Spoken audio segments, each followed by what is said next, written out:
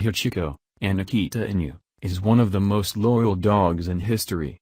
Hachiko would meet his owner every day at Shibuya Station in Tokyo as the owner returned from work. In 1925, the owner died while at work and never returned home.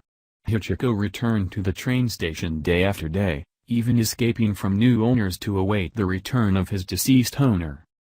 A statue of Hachiko now stands at Shibuya Station, and the spot where Hachiko stood for many years is marked with a set of bronze paw prints.